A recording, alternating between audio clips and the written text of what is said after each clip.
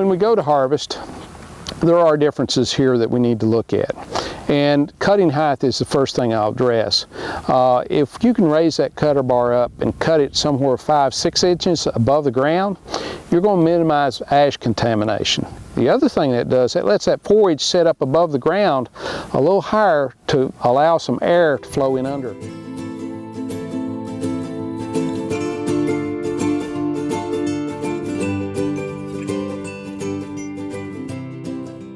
Oats, rye, and triticale, wheat, they have a big stem on them. So they are going to benefit from rollers in your conditioning. That roller is going to mash that stem, and then that is going to let moisture get out of that plant much quicker than a flail type mower will. On ryegrass, if you look at it, it has very small stems.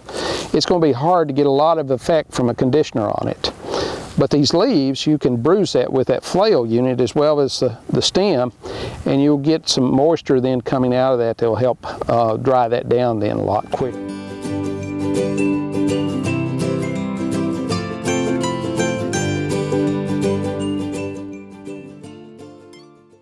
If you're going to ted it, make sure you adjust that tedder so it's just lifting the forage up.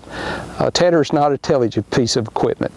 So if that tedder tines are getting down in the ground and kicking up ash, it's going to put more ash or dirt contamination into that forage.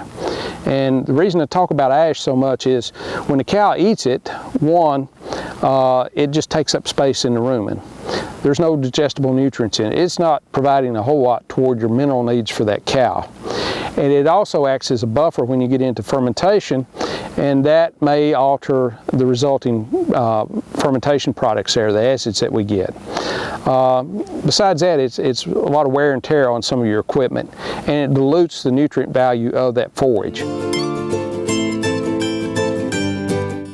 Now, when you get into raking, ideally one of the power rakes works a little better because it doesn't kick up as much ash.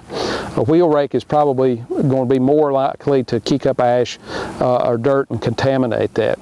But you want to merge these windrows. In a lot of places we talk about making a wide windrow to facilitate drying. I think it depends on the weather. Airflow is your friend. If you can get a lot of good air, even on a cold day, it's going to speed drying as opposed to a still day, even at 80 degrees.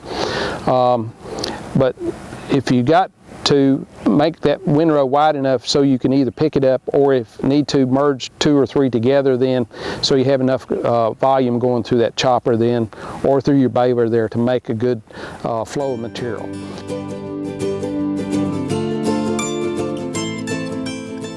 In the case of making baleage, you don't have an option for a second tractor to pack that mass for storage. The baler is your one chance. As soon as that bale is made, you want to get it wrapped then within 4 hours. The quicker the better. Again, you're trying to ferment this. The quicker you can eliminate oxygen, then the quicker that plant is going to use up any residual oxygen that it has and get into a true anaerobic fermentation.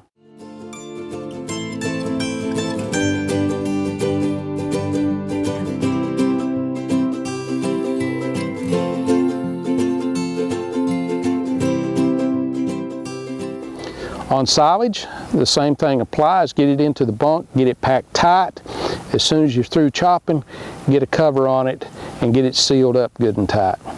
Then let it ferment there for at least 28 days or depending on the time frame that you need. Take your analysis there and it should be ready to feed then.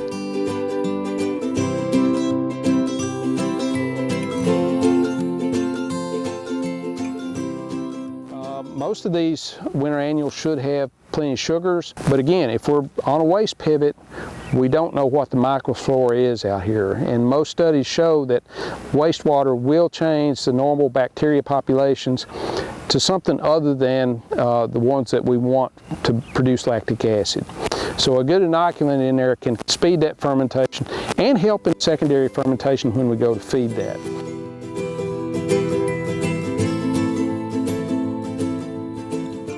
Once we get it mowed, we get it dried down, we want to wilt that to at least 35% dry matter.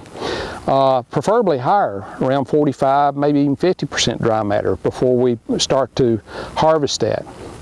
If we put it up too wet, there is a high probability that we can get some Clostridial contamination with the ash off the soil, and that gives you more butyric acid.